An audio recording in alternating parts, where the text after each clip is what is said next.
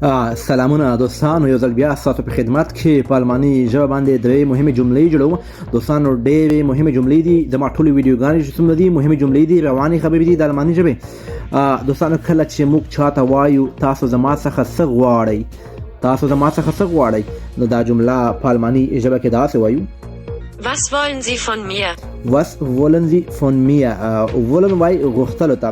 که چېرته تاسو ته څوک وایي یا تاسو چاته وایي زه ستاسو څخه پیسې غواړم، نو دغه جمله په الماني ژبه داسې وایو: Ich will Geld von dir.